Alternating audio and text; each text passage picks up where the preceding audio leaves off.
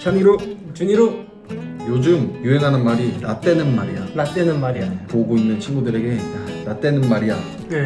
해줄 말이 있나요? 그때는 이제 학교에서 우유를 신청해서 먹었어요. 맞아, 저도 우유를 신청해서 먹었는데 3명이서 제티 하나로 나눴어요. 거의 한 모금 정도 남겨놓고 다 마시고 가루를 얻어갖고 딱 한 모금은 초코우유. 저 때는 초코우유도 신청할 수 있어요. 아, 예. 저도 그랬어요. 2학년 때까지는 난로를 썼어요. 애들이 기름도 떠오고 겉에 뜨거우니까 지우개도 녹이고 쫀디기 이런 거 배우고. 네. 또 저는 도시락을 쌌습니다. 중학교 때. 양은 도시락. 도시락이요? 양에다 보온되는 막 3단 이런 거. 중학교 때까지는 급식실이 없어가지고 졸업하니까 생기더라고요. 세대. 그리고 우리 때는 스마트폰이 없었죠. 친구한테 한번 연락하려면 집으로 전화해가지고. 저는 삐삐 세대 아닌가요? 삐삐가 뭐죠? 삐삐 세대는 우리 선생님들. 아, 네, 선생님. 그리고 요즘은 없어진 건데 우린 체벌이 있었잖아요. 체벌. 네. 많이 맞으셨어요? 네. 저 때는 나이키라고 해가지고 하키채로 때리시는 선생님이 있었어요. 그래서 한 대 맞으면 엉덩이 이렇게 나이키 모양 이렇게 생겨가지고 그래서 나이키. 많이 맞으셨냐고. 엉덩이 거의 명품이었어요. 라떼는 말이야. 이런 네. 말을 어떤 상황에서 많이 들어봤어요? 기숙사 생활할 때.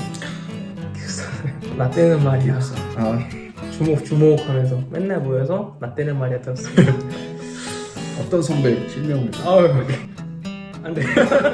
그리고 라떼는 말이야를 많이 듣는 데는 군대죠. 그죠. 군대에서 많이 네. 듣죠. 가자마자 야 군대 편해졌다. 우리 때는 1년 전만 해도 몇 년 전만 해도 하면서 제가 딱 들어가자마자 바뀌었어요. 몇 살 차이도 안 나요. 알고 1살 차이? 2살 차이. 라떼는 말이야 그렇게 얘기를 하는데 나와서 제가 보니까 요즘 군대를 보니까 저게 군대냐. 놀러 왔죠. 캠프다. 침대에 누워서 그냥 핸드폰 만지고 뭐. 돈 왜 이렇게 많이 받아요? 네. 아, 돈을 얼마 받으셨죠? 아, 네? 많이 받았어요? 저는 저 병장 때 18만 원 받았어요. 저는 병장을 안 했기 때문에 아, 맞다. 1병까지는 8만 원? 8만 원? 네. 냉동 사놓은 꼰대 체크리스트가 있대요. 저는 꼰대 아니라고 장담합니다. 네, 저도 아닙니다. 근데 꼰대들이 자기가 꼰대인 걸 모른대. 아, 저는 네. 아닙니다. 그래서 자 한번 해봅시다. 사람을 처음 만나면 나이부터 확인하고 어린 사람에게는 반말한다. 저 아니에요.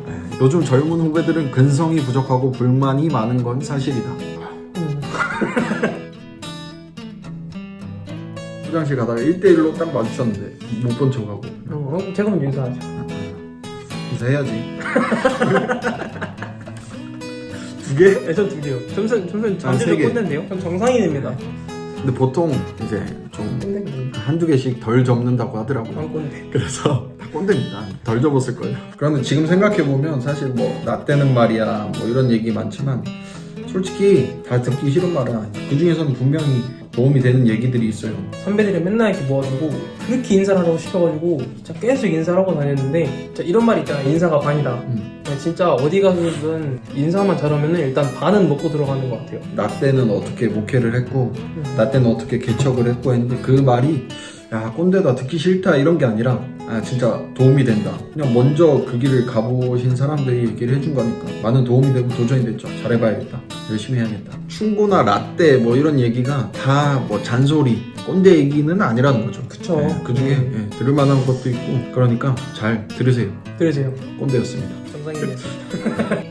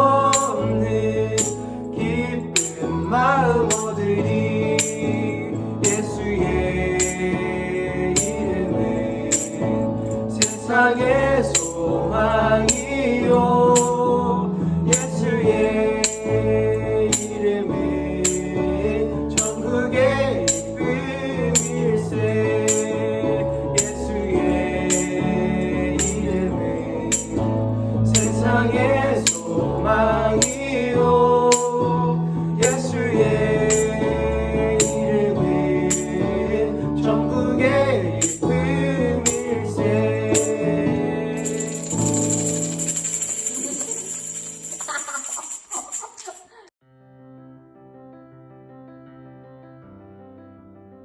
내 아들아 여호와의 징계를 경히 여기지 말라. 그 꾸지람을 싫어하지 말라. 대저 여호와께서 그 사랑하시는 자를 징계하시기를 마치 아비가 그 기뻐하는 아들을 징계함과 같이 하느니라.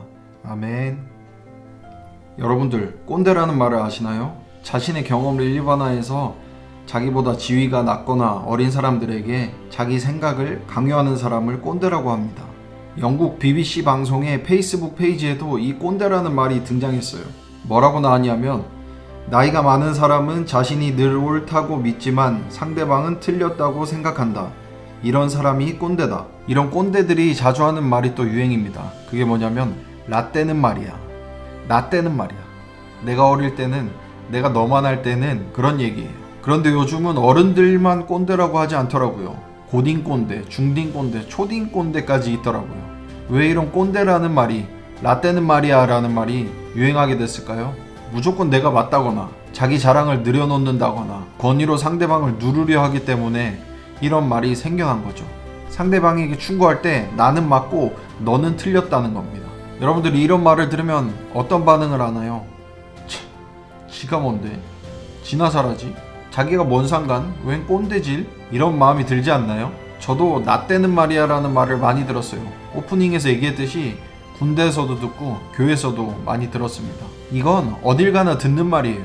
그리고 듣기만 하는 것이 아니라 나도 나 때는 말이야 얘기하면서 말을 할 때가 있습니다. 여러분들도 한번 돌이켜보세요. 인터넷에 보면 꼰대 체크리스트가 있는데 저도 그걸 체크를 해봤어요. 아이 설마 내가 꼰대겠어 하고 체크를 해봤는데 저는 잠재적 꼰대로 나왔어요. 그러니까 친구들 사이에서도 꼰대가 있을 수 있고 누구나 꼰대가 될 수 있다는 거죠. 분위기가 이렇다 보니까 부작용도 생기는 것 같아요. 뭐냐면 누군가가 여러분들에게 진심으로 조언을 하고 충고를 했는데도 그것을 꼰대질로 생각한다는 거죠. 무조건 꼰대로 취급하면서 듣지를 않습니다. 귀를 닫아버려요. 사실 충고랑 조언이 꼭 나쁜 것만은 아니거든요. 충고의 사전적 의미를 보면 남의 결함이나 잘못을 진심으로 타이르는 것 또는 그런 말. 그러니까 충고는 살면서 그 사람이 직접 경험한 것, 직접 체험한 것, 느낀 것을 나누는 겁니다. 그 사람이 많은 대가를 치르고 경험한 것을 우리에게 알려주는 거죠. 그러니까 여러분들 부모님이 여러분들에게 하시는 말씀, 선생님이 하시는 말씀 들을 것이 있다는 거예요. 분명히 나에게 도움이 되는 지혜가 되는 말씀이 있습니다. 제가 하늘빛교회 처음 와서 부서 사역을 할 때 뭘 해야 될지 무엇을 어떻게 해야 될지 아무것도 몰랐어요. 부서 사역을 처음 해봤거든요. 그때 저희 전임 전도사님이 저를 도와주고 김정배 목사님 그리고 담임 목사님께서 이런저런 좋은 얘기들을 많이 해주셨어요. 사역하실 때는 어떻게 하셨는지 느낀 것들, 경험들을 말씀해 주셨어요. 그래서 그거를 듣고 제가 잘 할 수 있게 되었습니다.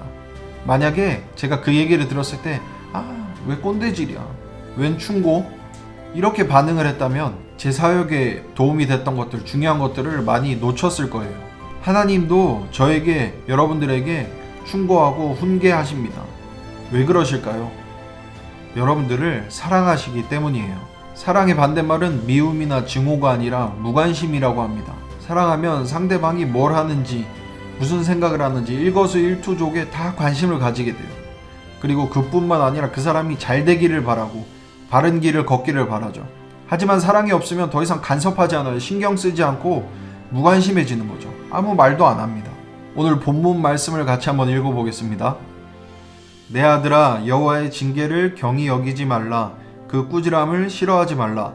대저 여호와께서 그 사랑하시는 자를 징계하시기를 마치 아비가 그 기뻐하는 아들을 징계함과 같이 하느니라. 아멘. 여러분들 워렌 버핏이라는 사람을 아시나요? 투자의 귀재죠. 돈이 엄청 많습니다. 어떤 사람들은 이 워렌 버핏과의 한 끼 식사를 위해서 수십억을 쓰기도 해요. 이렇게 엄청난 돈을 들여서 워렌 버핏을 만나서 충고를 듣고 조언을 들으려고 하는 사람들도 있어요. 그런데 누구보다 나를 잘 아시고 내 문제를 해결해 줄 수 있는 그런 하나님이 나에게 말씀하시는데 듣지 않는 사람들이 많이 있습니다. 때로는 충고가 아프기도 합니다. 조언을 해주면 찔리기도 하고 내 마음이 상할 때도 있어요. 그런데 그것을 받아들이고 듣는 사람은 달라지는 겁니다. 변할 수 있는 거예요. 하나님은 앞으로도 여러분들에게 말씀하실 거예요. 말씀을 통해서 아니면 여러분들이 기도할 때, 찬양할 때 여러분들에게 말씀하실 거예요. 아니면 다른 누군가를 통해서. 그때 여러분들은 어떻게 반응하실 겁니까? 뭐야? 웬 충고? 웬 훈계? 나는 잘 살고 있는데? 나는 잘 알고 있는데? 들을 필요 없어.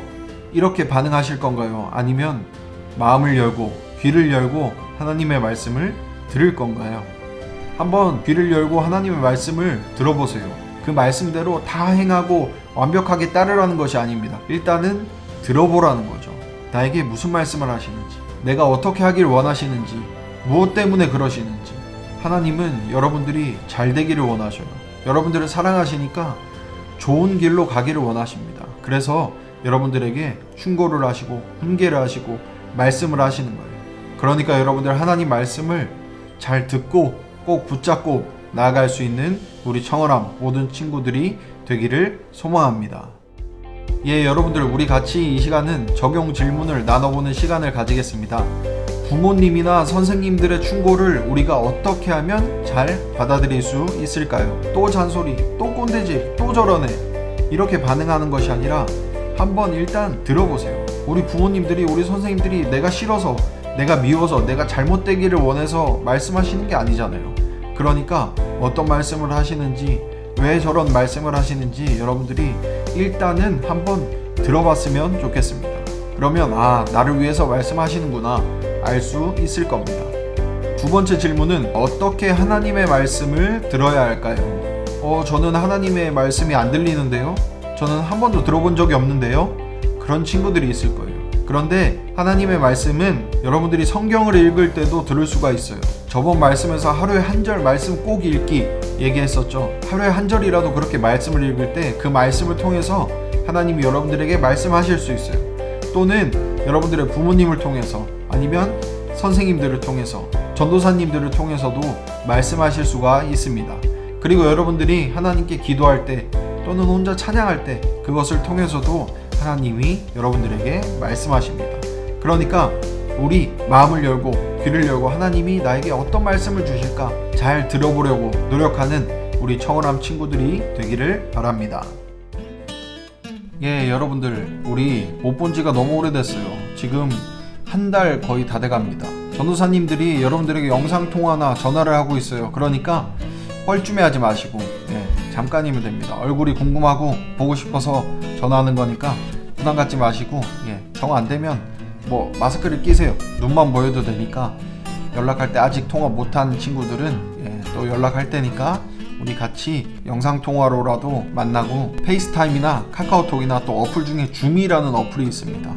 사용법을 알려줄 테니까 그거를 통해서 우리 같이 만나면 좋겠습니다.